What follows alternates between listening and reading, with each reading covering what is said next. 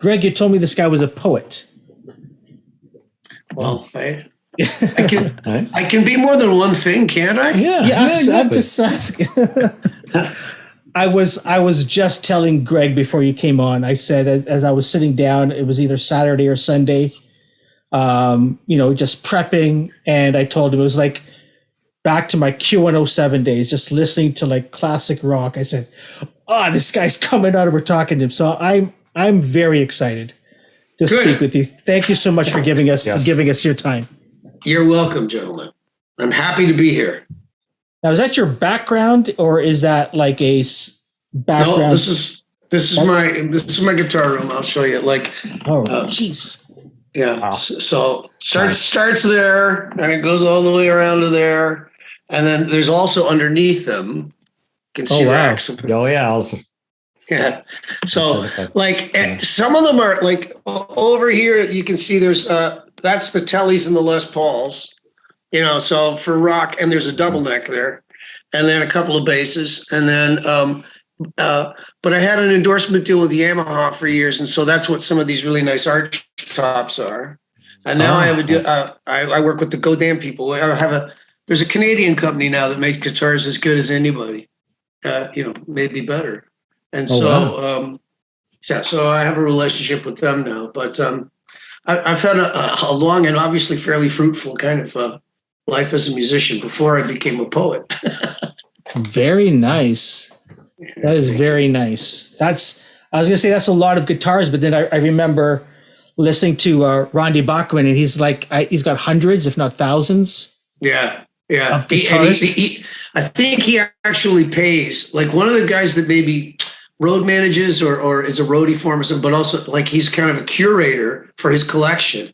I did a gig that was like one of those cruise ship things, and Randy was on it, and we were sitting at the airport together with his guys, and there was this one guy, and he was talking guitars, and he was going, well, I curate Randy's collection. I go, a curator? He goes, yeah, like somebody's got to handle this because the guitars are constantly coming and going. And there was recently this story in the paper about Randy's, 6120 Gretsch that he'd had in 1957 or whatever. Yeah. And they tracked it down and he got it back. So long lost. Yeah. But like Randy is, I heard a story about him that he had like the world's greatest collection of Gretsch guitars. And he'd also bought John Entwistle's collection, which was considered to be one of the greatest collections of Gretsch guitars. And then at a certain point, Randy sold it back to the Gretsch company. They were going to do their own museum in Nashville or someplace. And then Randy made a deal. And that strikes me that would be, that's Randy. That's hilarious. Sell them back their own guitars.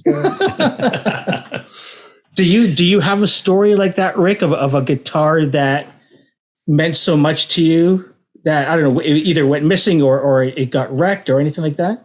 You know what? This is like kiss of death, but I have never had a guitar. I've never had a guitar stolen in my whole life. I've had a couple that got wrecked, fell off stages and had a gear fall on them or whatever. But I never had I never lost one or had one stolen. And all the years on airplanes and stuff. I mean, I was playing some stuff with a outfit called Jeans and Classics out of London, Ontario, and they do orchestra shows. And one of the guitar players in that thing had lost 2 guitars in a month.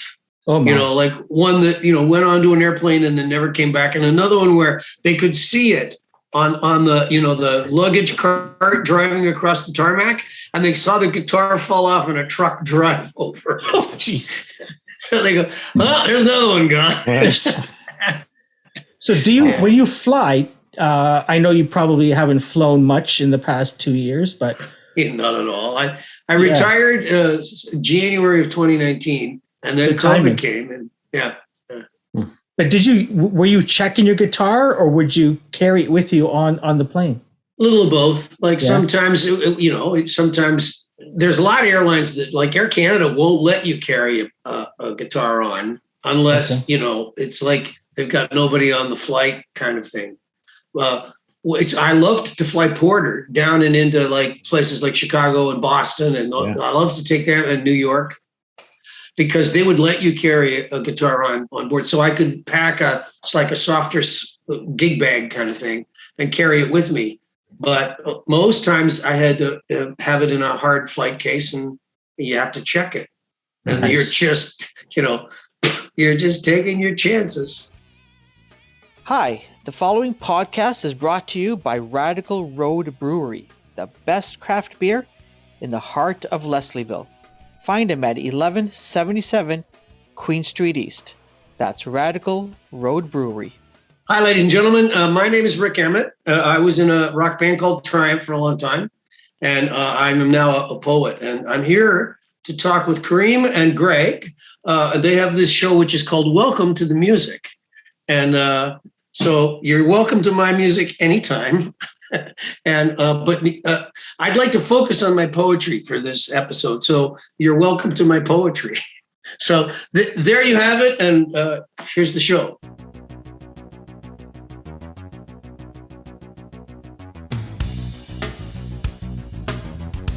Welcome. Thank you. So I have a question for you, and you're going to have to help me here. 30 years, and we're going to focus a lot on the poetry, but I have to ask you a music question.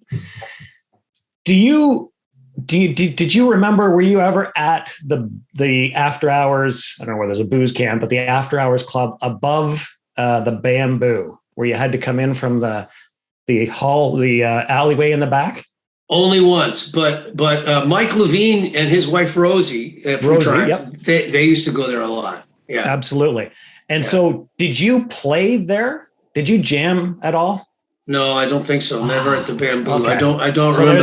There's my 24-year-old fantasy, because I know, or memory, because I know Yeah. I went there, and we were there with Mike and Rosie and who else? Lenny Stout, and anyway. Oh yeah, And I know Jeff Healy was jamming, and I swear my memory, my 25-year-old self thought you were jamming with Jeff, but maybe not. So I guess I'm no. not. I jammed once with Healy at his own place.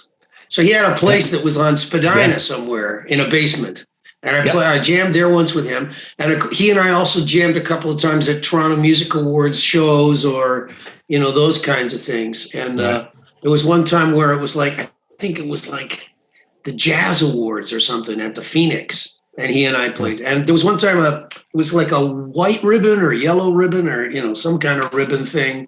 And it was an amazing night in my life. I got to play with both Dominic Troiano, who was a living legend, but he had prostate cancer at the time, and Jeff, and the three of us jammed together.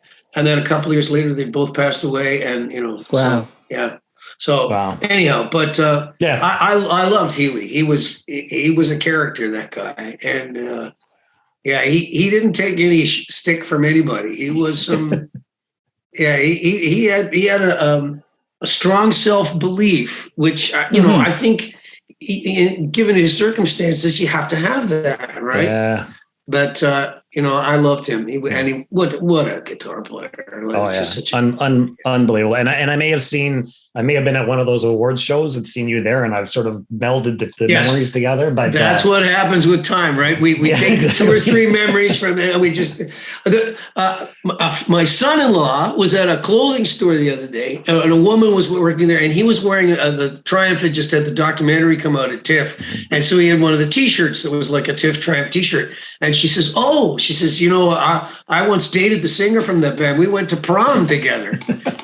And I said, and so he's telling me the story. I go, what did she look like? He goes, no, her name was Diana. I go, oh, Diana, the cheerleader that broke my heart. Diana, who I did not take her to prom. There's no way that happened. I know I took to prom and it wasn't her. So it's like in her mind, she'd just taken 2 or 3 things and it all just kind of, Yeah. Anyway, thanks for indulging me in that one. You're welcome. Rik, congrats on the book. Thank you. Tell me about what was I think I read somewhere someone told you need to write a book of poetry. My son. Well, he didn't say a book of poetry, but we used to sit around at the dinner table and have conversations, and I would read, things you're not supposed to talk about at the dinner table, politics and religion, and I would start, there's a section of the book that's called Soapbox Sermonettes, and I shoot my mouth off. I like to talk, and my kids would always say, like, "Oh, Dad, shut up! Write a book, shut up." So eventually, when I got to this retirement COVID thing, it was like, okay. And the thing about poetry is, like, I'd always been a lyricist and writing songs. Yeah. So it's not a huge leap, but it's a stretch, because lyric writing there's a lot of discipline to it. Once you establish a verse, then your other verses are going to have to match it for phrasing and rhyme scheme, et cetera, et cetera. So there's a lot of discipline involved in lyric writing. Poetry gives you a lot more leeway. And the other thing was that I could become autobiographical, which in my old age, that was part of what I was doing. But you didn't have to necessarily, as this ties to our previous conversation about how, memory doesn't serve well, poetry, it doesn't matter if your facts aren't right. There's nobody going to fact check the stuff you're, in a poem. So you're given a certain amount of latitude, which I enjoyed, and I took advantage of that. Plus, there's beautiful things about poetry. Poetry has a lot of layers of mystery to it. You can have a narrative kind of mystery. You can have an emotional kind of mystery. And I learned a lot of this from Adam Saul, who's an established writer at ECW and had a book called How a Poem Moves that was very influential on me going, okay, I think I'll take a kick at this can and see if I can't do it. But anyways, so I liked that. I liked that I could be a little bit more elliptical, a little bit more illusory, metaphorical, blah, blah, blah. All of those big 4 and 5 syllable words. One of the themes in there that I wanted to sort of explore and see was, again, sort of past and present, was is it who I am? No, sorry, who I was, who I am. And to sort of explore that with you in terms of sort of that theme within the book. Yeah, well, I mean, part of it is when you get up. I'm 68 now, and I'm a grandfather for the 4th time. So I've entered into a phase of my life, which is, it's kind of like, this is the beginning of the last chapter, the last chunk, and you have to try to come to terms with that. Now, a lot of my past was based on, whoa, he's this, guy wearing spandex pants and jumping around in a rock band. And, like there's a lot of luggage, a lot of baggage, from being this guy. And, then, so now you're the guy that was in the Walk of Fame, and, you're the guy that's, doing a podcast with all your golden records on the wall, I don't take any of it that seriously, it's a huge part of obviously my life, but I always had a fairly, I felt like, realistic grasp of what this all was, that it wasn't like, there were classmates of mine in high school that went on to become like literally brain surgeons. That they were that kind of, it was a streaming thing. And I was kind of like, the creative artistic guy, but there were people that they ended up being doctors and lawyers and, and some people, I have one of my best friends from high school became first a provincial parliament, like an MPP, and then an MP, in Ottawa. So you see people they're in walks of life that are maybe a little more serious than mine, Sure. Which is not to say that, I take my work seriously. I always take my work seriously, but never really took myself all that seriously, Huh. Do you, I guess it's hard. Well, maybe it's not, but, Gregg and I have spoken about, Gregg used to be a touring musician back in, what was it, Gregg, 80s and 90s. And he's always said, I'm never going back. I said, not even for like a one-off, never. Not going back. Haven't played in X amount of years. Do you miss the crowd at all? I had an experience last weekend where a friend of mine, Dave Bedini, who runs the West End Phoenix paper, former guest. Yeah. Okay. Good. Yeah. And Rheostatics, and I've jammed with them a couple of times before. So he asked if I would come and be part of this thing that he was doing, raising money for his paper. Yeah, yeah. So I got, and there was a condition. You had to play something that was from Live Aid. Yeah. There you go. Yeah. So I said, okay, I'll play Sultans of Swing because Mark Knopfler had played on the Wembley show, and I had played that. I had done a thing where I toured with orchestras, and I played a bunch of classic rock stuff, and it was a heavy night. I had to play like Sultans of Swing and Stairway to Heaven, and it was a lot of shit you had to learn that was it was tough. So I thought, well, that won't be too hard to resurrect that, and little did I realize, I forgot. Like, first of all, there's like 9 verses, and so it's like Bob Dylan.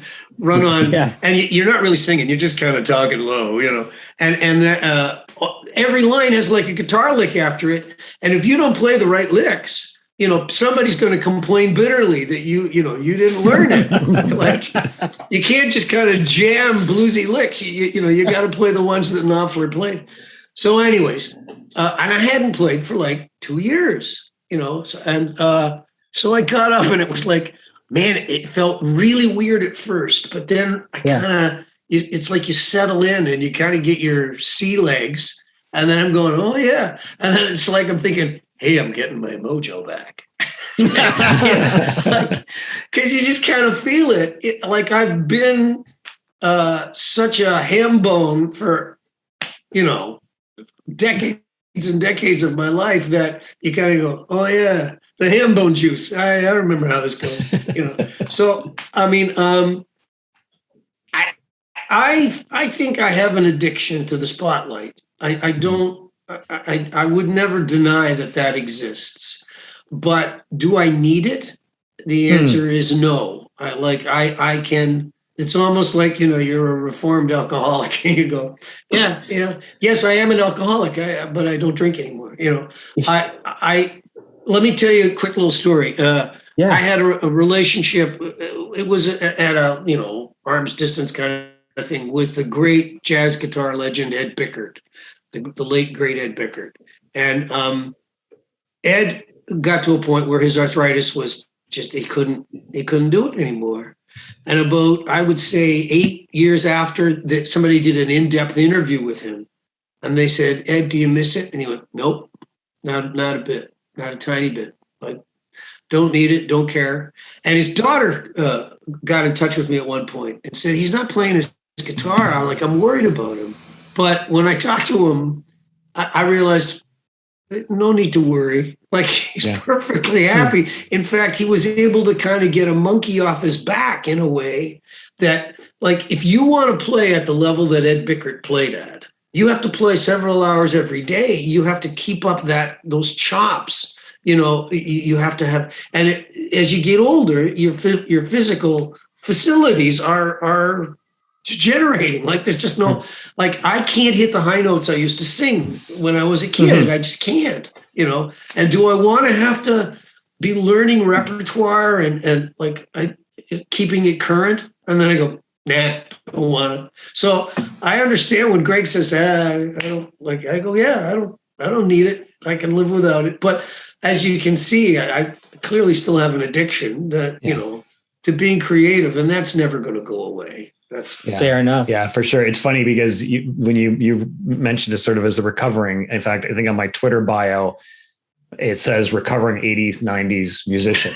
And it's like, and again, and I've like lived vicariously through my kids. My son at 10 years old said, "Dad, I want to, I think I want to play the drum." He played the piano. And then he said, I want to play the bass. So he saved up his money, went down to Steve's, got him an Ibanez, started playing it. And he goes, "I think I want to play drums." And he's just natural. Like, he's just like really natural at it. Right. And like within 6 months, he's rocking Rage Against the Machine out on the drums, And so it's like, I started living vicariously through that. So, and that thing, that gift for music is not the same thing as a gift for having a job as a musician. Because that's a whole other kind of a discipline. And then, to build a career, that's like as if you were trying to, I don't know, build Tim Hortons franchise. Like it's a gig, it's work, and work ethic is a different thing than the joy of playing just for the sake of making music. I remember when I sang in the church choir and the school choir when I was a kid, and how I loved it. It was just this really cool, great thing to be able to do, to be in with all these other people and you're making music together. And there's this harmony, flowing through the air. It's this beautiful thing. And it's not the same thing as like, okay, it's Thursday, we're pulling into Spokane, unload the trucks, like that's a whole different thing, so anyhow. Yeah, no, I mean, you talked about when you were younger as a child, and I mean, one of the poems in the book, I will tell you that I was born on March 4th, 1967. I am the curse. Because when my daughter was coming, my ex-wife was pregnant with my daughter in 94. Okay, here we go. And then, nope. Okay. So then my son was 95. Like, okay, 95 heading, this is going to be it. Nope. Because then it's the next Tilston son, right?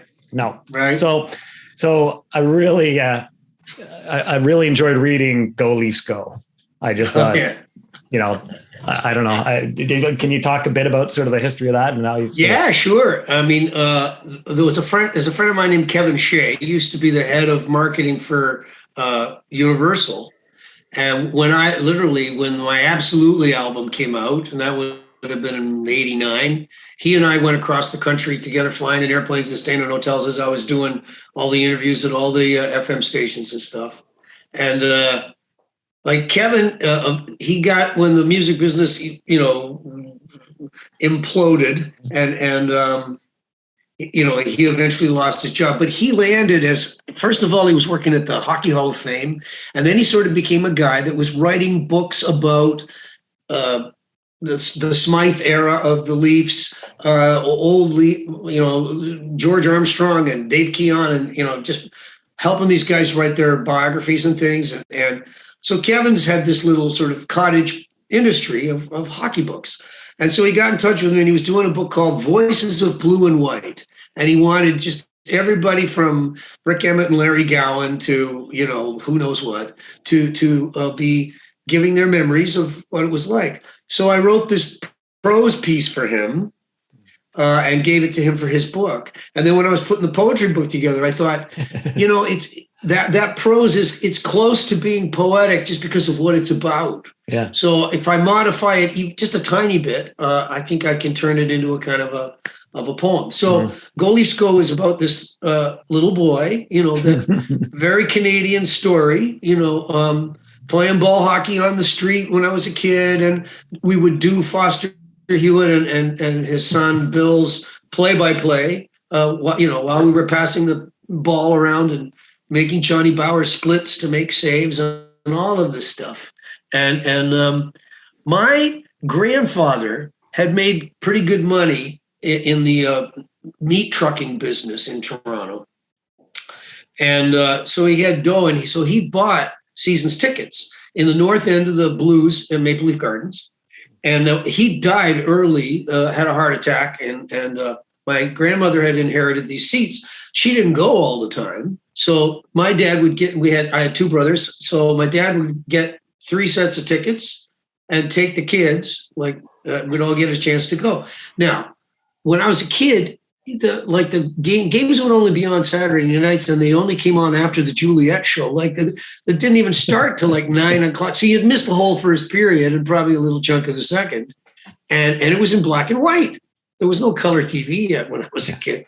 And oh man, this is probably making me seem so old. Kids are at home going who is this dinosaur that can talk? Anyhow, so we go there and it's brilliant color, it's this unbelievably amazing magic place, Maple Leaf Gardens, the house that Conn Smythe built. And anyways, the poem makes the loop from the little kid going there and being part of that thing to, triumph in its cockiness, getting to play Maple Leaf Gardens Concert Bowl for the first time in 1978. And, I'm walking out on a stage in this building and thinking, oh my God, are we going to be able to sell enough seats? Are we going to be able to, carry this? And, Michael Cole was the guy from CPI at the time. Yeah. And he thought we were way too cocky and like this was going to be a disaster. But, we sold out and Michael bought us all Leafs jerseys. So we came back to the dressing room and there were Leafs jerseys hanging. And I picked the one that was Boreas Alming 21 because he was like one of my favorite Leafs and at the time. So anyways, that's what that poem's about. That's awesome. Nice. You start off, Rik, in the book. Obviously, there's the preface, which is, I guess, the reason or how you came about to writing the book. But the first poem is this: "The search is sacred." Is there a reason that you picked this to be the opening poem? I think I had some beta readers to help me out, organize my thinking and what it was that I was doing early on. One was my cousin out on the West Coast, Nancy Wood, and a novelist who lives in Bristol, England right now, a family friend, Jane Christmas. And so these ladies read my stuff, and sometimes they would go like, yeah, I'm not sure what you're driving at here, and I went, okay. So what I did was I organized the stuff, not into chapters, but into sections. Yeah. And so the first section of the book was sort of the stuff that was like the humanities. It was kind of like things that were about religion and just sort of the way that I viewed, the humanities, psychology, sociology, that kind of stuff. So The Search is Sacred is really, and again, this is autobiographical stuff. Yeah. For me, there's not a lot that I hold sacred. There's not, like, some folks might say, you can't slaughter that cow. Like, that's not what we do, or I'm sorry, you can't eat fish on Friday. I'm like, if you want to be sacred, we have these rules. And I go, well, I'm sorry. I don't buy into a lot of your sacred rules. I just don't, and I think they give a lot of problems to humanity in the end. They become things that divide us instead of bring us together. So what does bring us together? And I think it's the search for something sacred, which is to say, writing, making music, trying to be creative. Like, I think, a rocket scientist in his lab is searching for something, and that's a sacred task. What he's doing really matters, but, whether or not, I could go off on a tangent here. I won't. Read the book, folks. Don't give him too much. Yeah. Well, let me, maybe we continue that way with this question, because let me ask you this. What are you, like, what do you consider yourself searching for? What are you searching for yourself, Rik? Yeah. Well, maybe I'm kind of like Bono, I'm still searching and I haven't found what I'm looking for. I'm always, I used to tell my students at the college, and I taught at Humber for, over 2 decades, and I taught music business and I taught songwriting. And I used to say, if you're born with a kind of an artist's spirit, you're really always worried about the horizon. You're looking there and you're going, "Oh, I wonder what's coming. I wonder what's just what's beyond there." And even if you have tremendous success and you have gold records and you've done great, and you're still kind of going, "Yeah, okay." So, but what's that? What's next? And I really think that that's sort of who I am. That I'm never going to be truly satisfied. And let me put this in real simple, plain terms. When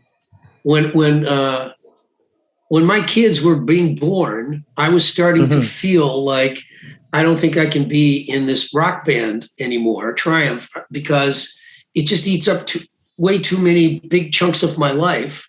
And I need to be a father and a husband for my family, this is much more important to me, you know? So, but, you know, my kids are all in their 30s now, and I'm a grandfather. And now I look at these grandkids and I go, oh yeah, so this is how this works. You know, like this is kind of how life ends up. The horizon is in those kids now, you know, and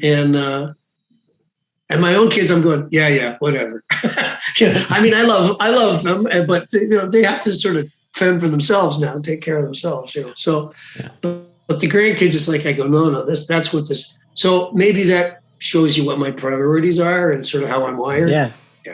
Yeah. Well, you do sort of give a hint in the gender, strangers, foreigners, and lovers.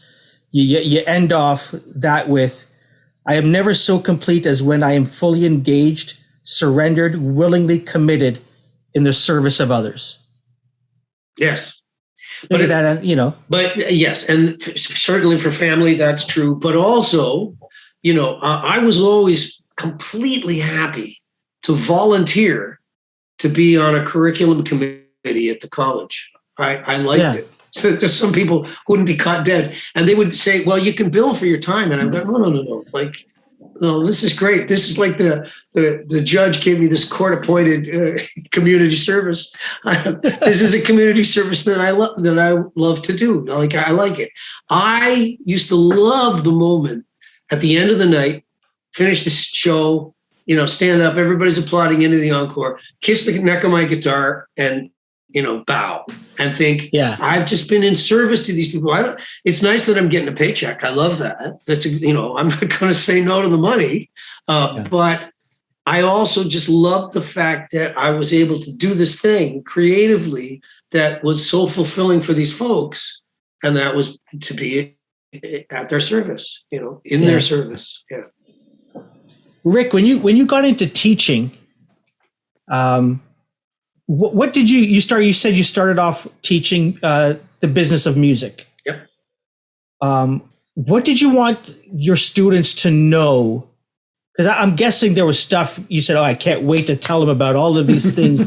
You know, it's not just, you know, fun playing a guitar or banging on the drums. They need to, you know, have something up here. So I'm curious, what was it about? You know, what did you want to teach them when you first started? Well, I wanted them to understand the practical realities of what a career was going to be like. And I mean, the first day, I would write on the board a Van Morrison quote, you know, music is spiritual, the music business is not. You know, and there was another one that I liked too, and I can't. Well, there was one where, I'm never going to remember it now, but it was like, who was the guy that wrote for Rolling Stone, and he had the cigarette in the cigarette holder, and he wrote Fear and Loathing in Las Vegas. The movie then, right? Yeah. I'm trying to remember his name now. And there was a quote where it was something along the lines of, you know, the music business is a long plastic hallway full of thieves and pimps and, you know, blah, blah, blah, blah. And he goes, there's also a bad side. and I would read that to them, and I would say, like, the music business is a business of mutual exploitation. And you have to understand that there's going to be guys that are businessmen, and you are just a widget to them. You're just, you know, you're just meat. And that's how that's going to work. And you have to know that that's the way that it works and accept that. You have to be perfectly willing to go, no, I get that. It's about money, you know, and that would be, you know, the first lesson. The second thing I would say is, and I, you know, in those classes, like when I started, music business was just an option that they could take in their third year. So I'd have maybe 35, 40 people in the room, right? Eventually, the whole school had to take it.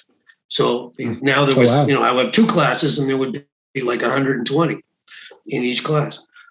Eventually, I started sharing the workload with somebody, because that's a hell of a lot of marking and grading, gentlemen. Anyway, so so I would say to them, you know, here we are in this classroom. There's 40 of us, and I hate to tell you, but Statistics Canada will tell you, there's only going to be 1.5 of you that are going to end up having a job in the music business. That's the statistics. Wow. And I said, you're here at Humber College, which is, it's not even like McGill or U of T programs where they're training classical musicians to be in that, part of the business. And that's where a lot of the statistics are coming from, not you guys. Your odds are even worse. I hate to tell you. And the one of you that might end up having a job, you're probably going to be working for a music publisher, or you're going to be working as a manager of a Long and McQuaid store. It's not going to be the music business career you think you're going to have. But there'll be one of you every 3 classes that is going to have a music business career. Like you're going to be in the music business as a musician. Yeah. And I said, now I know what every one of you is thinking. I'm going to be that guy. Because, wow, the ambition is high. Of course. The practical reality of it is that your actual chops as a business person, as an entrepreneur, are not going to match this ambition. You're dreaming a pipe dream, and they sadly realize it over the next 4 or 5 years of their lives. They get to the point where they go, well, it's not for me. I guess I'm going to take that job as a bookkeeper with my Uncle Louis. Oh, wow. Wow. You taught for a while. You left in 2019, right? Yeah. Well, I actually left the teaching the year before that. I didn't renew my contract. And then I, played out that fall of gigs, and then played Hughes Room in Toronto in January. Was the last gig that I played live. Where I booked a gig and played my own repertoire, that sort of thing. I'll still go and sit in from time to time and do things, but sure. I'm never going to book my own shows again. But is Hughes Room still up and running? You guys are going to get to a question later on where you're going to ask me about. We're going to get there. But what I wanted to get at, Rik, was the stuff that you started teaching, and then when you stopped teaching a few years ago, like so much changed in the music industry. So much changed about how you make money in the music industry. Yeah. Especially with the advent of streaming. I mean, just a huge disruptor or a huge opportunity, depending upon, how you look at things. Yes. But what was the biggest change in terms of what you had to teach your students, or at least what you had to make them aware of? Yeah, well, I mean, as I said earlier, like I started out teaching music business, but that's not how I ended up. I taught the music business course for about, 13, 14 years. And then eventually I went to the people there and I said, I'm not qualified to teach this anymore. The music business that I knew, that I know, it no longer exists. Like record companies and radio making determinations as to, what becomes popular and successful. Even MTV had come and gone, you know what I mean? In a sense, right. It was not really what it was. And so I said, you need to find younger guys that have, started their own indie labels and done their own thing, and people that understand about getting licensing into Dawson's Creek, blah, blah, blah, these kinds of things. Like, it's not what I did. I'm aware of it, but I can't teach it because I don't really know it, And in any case, I had morphed the course that I taught to become something that was more about entrepreneurial spirit, learning the ins and outs of just standard business. What does a financial statement look like? What does a balance sheet look like? Profit and loss, these kinds of, which of course, from a nuts and bolts thing, it's important. But, in a music course, people are going, oh, are you kidding me? This is horrible. But, there are certain fundamental things you can teach. There's one. Have you guys ever heard of a Toronto band called, they were originally called Ginger Ale and the Mono-Whales? I think they're just called the Mono-Whales now. Mono-Whales, I love Mono-Whales. Okay, so their front person is Sally, Sally Shar, and she was in my business class. And the music director had warned me. He said, "Hey, we don't know what to do with this girl. Like, you know, she's something and a half."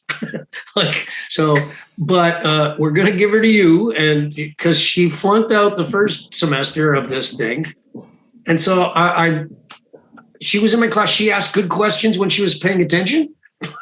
But, you know, there were moments where it was like, yeah, clearly she's gone off on a tangent, you know. So I said to her, "Sally, I want you to go see the David Bowie exhibit that's at the down, and I want you to really absorb that. And then I want you to go to this government website, and I want you to read about how you do a marketing plan. And then I want you to do a marketing plan for your band based on what you learned from David Bowie, applying it to yourself. And then, you know, from this business marketing plan." And so I said, "Don't come to my class. I don't care. You don't have to do any assignments in the term. I don't care. Just final assignment. Give me a marketing plan for your band." And when she gave it to me, I went through it and I went, "This is worth over 90. Like I gave her 92 or 93 or something, because it was because it was about her.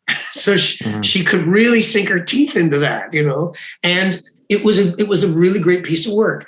And the thing is, I didn't need to know about the music business to be able to see and teach that and make that happen.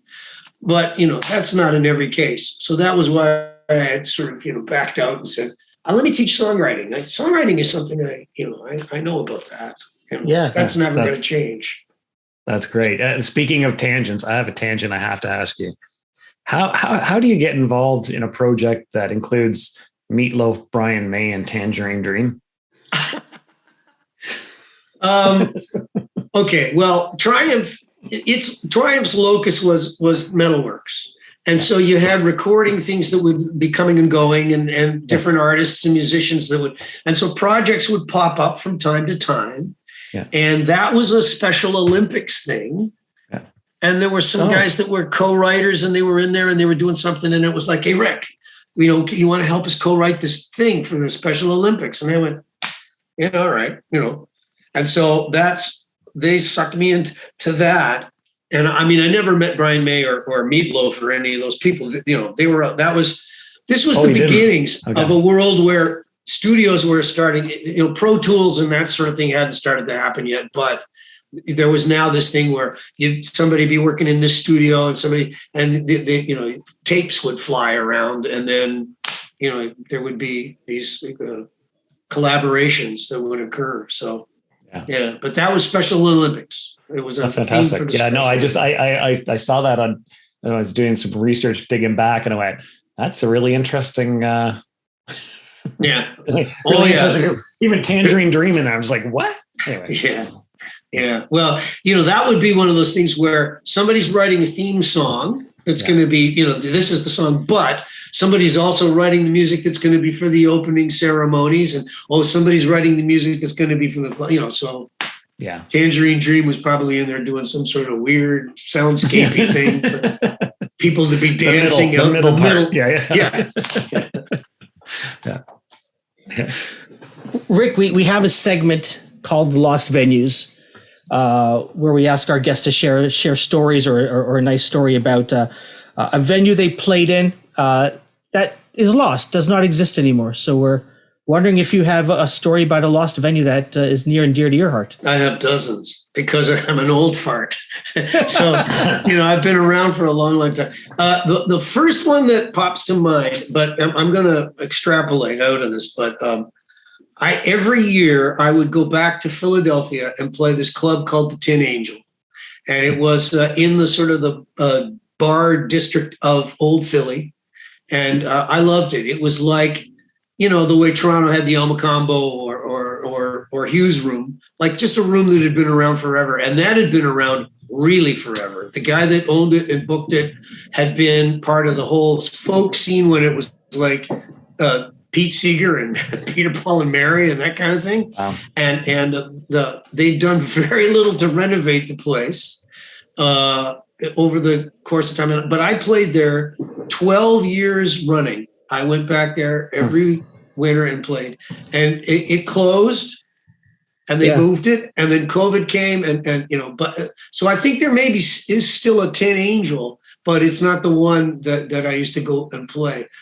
which was it was like there was a restaurant on the main floor, and then there was this long, narrow room. The stage was only about 10 by 8, and it was mostly for folkies, but they would put little indie bands on there too and stuff. But so I loved that place, and it's gone, and that sort of breaks my heart. But I can now sort of extrapolate this up and out. I mean, Triumph played Maple Leaf Gardens, and it's no longer a concert venue. Yeah. I played Joe Louis Arena in Detroit, and that building got knocked down. Triumph played the Nassau Coliseum on Long Island the night after the New York Islanders won the Stanley Cup. And there were people, fans of the Islanders, that had stayed in the parking lot drinking and come to the Triumph show, like 2 nights in a row at the Nassau Coliseum. And I want you to imagine what that building smelled like. Yeah. Because of the sweat and the vomit and the urine and the, just crazy. But so none of those places exist anymore. But, they're still, I have fond feelings in my, within myself. So, yeah. Absolutely. That is awesome. That was really, really fun. Thank you so much for sharing that. Rik, we're closing in on dinner time. Everyone wants to get back and finish off some dead turkey. You've been kind enough to offer a song. Sure. So you don't want me to read a poem? You want me to play a song? We're gonna end off with a poem as well. Oh, okay. All right. So let me Now let me get my guitar here. The only thing I have with this is I got to have these earphones in.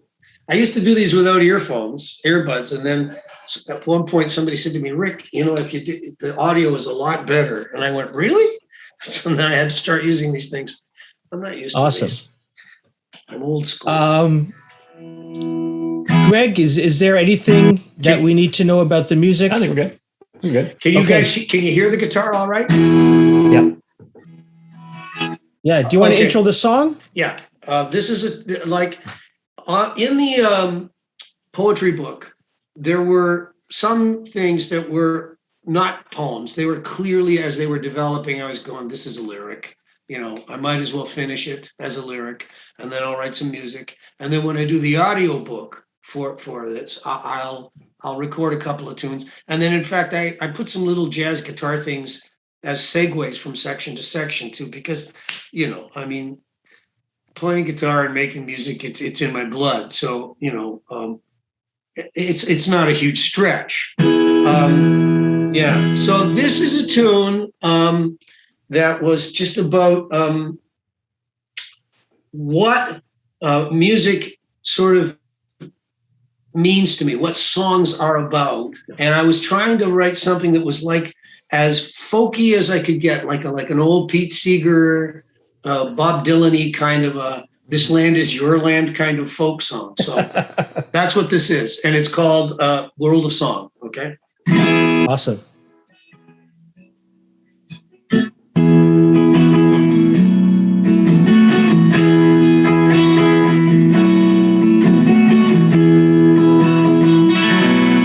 Every song carries our sorrow and all that sadness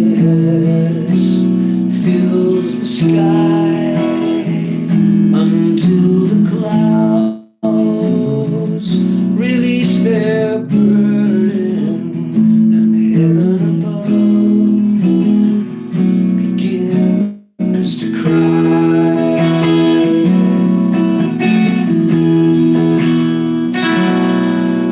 Every song lifts up the heartache, gets washed away in the falling rain. Then a break of dawn conquers the horizon, so the world of song can rise again.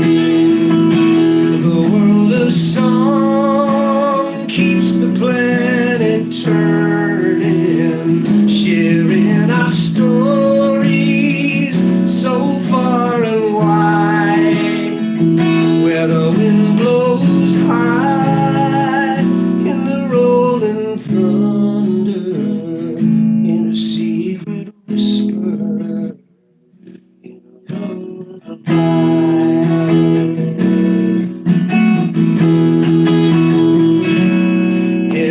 song is a celebration from hallelujah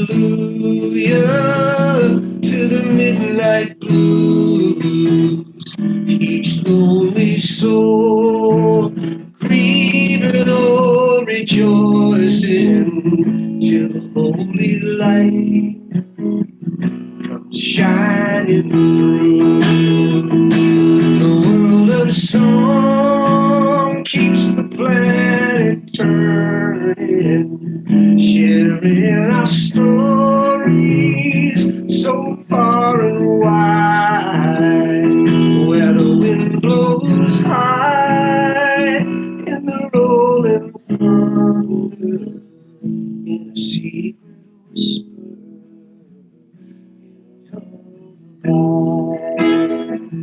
Where the wind blows high in the rolling thunder in a secret whisper.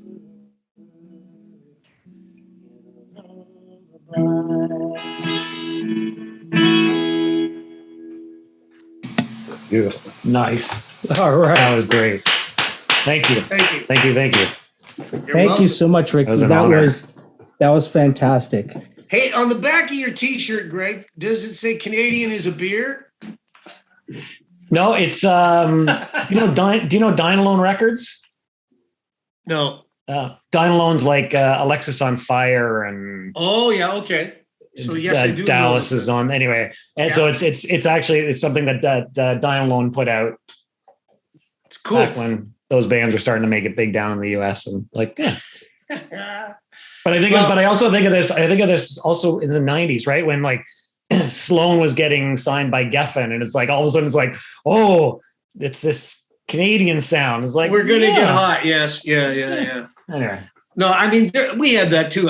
Back in the day, there was Rush had obviously broken down a lot of boundaries for us, but we never thought about necessarily trying to be Canadian.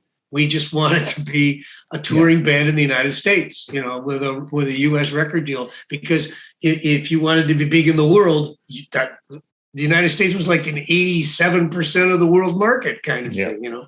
Canada was like 3% of the world market. Like everybody treated Canada like a branch plant. Yeah. Anyhow, yeah. I hear you, Rick. Do you have a poem you'd like to read to us? I have. I've selected one. Yes. And, awesome. Which one is it? There's a series of 4 poems in the middle of the book. It's not the heart of the book. There's 2 poems about my brother Russell, who passed away. To me, that's the heart of the book. But I would never attempt to read those publicly. I would end up crying. But there's a series where it starts with one called Self-Invention, which is the first poem. And then there's Reinvention 2, Reinvention 3, and the final one. So I'm going to read the Reinvention 3 because it's the one that's more about, the rock star baggage part of my life. Okay. Awesome. So let me get ready. Okay. Reinvention 3. Of my own free will, I invented the man-child, a rocket, in cartoon costumes. And so what if I did? Damned, because I did. Damned if I didn't. Assist in the production of the funhouse of smoke and mirrors, inside the grand houses of cards that got built up all around. Meanwhile, I proudly scrawled on the dotted line, my name, my likeness, my ass. Signed, corporate sealed and delivered. Property belonging to multi-purpose vertically and horizontally integrated business enterprises. Anything I might do or affix in any form was a potential asset of the brands and the logos and the divisional management suits in those surrounding office buildings of cards. Of my own free will, I was owned. And I've had to own that. To the front of house, I was a barking seal, an organ grinder's monkey, a clawless, clueless, toothless tiger, leaping around on platforms at the crack of a whip, the poke of a chair, Inside the house, backstage, I was the junior partner who got outvoted on things that really mattered and got managed and manipulated into much of the rest. Why did I let it happen? What went to motivation, Your Honor? That higher purpose was to build a marriage, a family, a real life with the woman I love. I wanted to manufacture the wind that would fill our sails, the multiplying provisions of a distinct church and state. Alas, eventually there was no destiny, no fate that I felt I could call my own. The artist I had become was not something that the human being inside me could live with. The machine had lost whatever naive ghost of a soul it might have had. For me, the funhouse was empty. It did not take as much courage to walk away as it had been costing me humanity, sanity, to stay. Cue Reinvention Part 4. And that's the end of that one. Nice. That's great. That was awesome. That's another reinvention, isn't it? Yeah, exactly. It definitely is. Rik, this has been such a pleasure to have you on our show. Thank you so much for joining us. You're welcome. We've only literally touched like this much of what Gregg and I wanted to talk to you about. So you don't have to, but I'm hoping that once we can go back into studio, that you'll agree to come in and we can continue this conversation. I'd be happy to do it. Yeah, sure. This has been fun, and I'd love to do it. Yeah, anytime. We normally record out of Radical Road, which is on Queen Street at Jones. So once we can get back in the club or in the bar and sit down and have a chat face to face, it would be awesome. Sure. Yeah. Yeah. I look forward to that. Great. Rik, before we let you go, where can people go to get your book? Where can people go to find out more about what you're up to these days? Okay. Well, ECW is ECW Press is a small Canadian press. And so what they try to do is convince people, go to your local bookstores and, buy a hard copy from a local bookseller so that bookstores don't disappear. And that's a really important thing. But, you can't fight City Hall, and, you can get it on Amazon and get it delivered to your door, so you can find it on Amazon. And, like they have them at Indigo and large chains and stuff too. But and of course there's an audio book, which is a whole different experience because just as you heard me read there, like I spent a couple of days in the studio. I had no idea how hard it was to listen to your own takes back and go, oh, that sucks. That's terrible. No, I got to redo that. It was a lot of work, but I like to recommend to folks do both, like get the book, but also experience the audiobook because, folks are out now because of COVID with their earbuds and they're out walking and audiobooks have become something that is as standard as anything else, but nothing replaces having that thing in your hand and being able to have it on a shelf. And then 3 months from now, you can revisit it. A year from now, you can go back and have another look because poems have that. They're like an onion, right? You peel the layers and then all of a sudden where did the onion go? There's nothing but onion skin all around. Yeah. So, but poems have that ability to shapeshift and morph and stuff. So anyways, awesome. Thank you. Thanks, gents. Thank you. Appreciate your time. Thank you, Rik. Enjoy. Have a great evening. Thank you so much.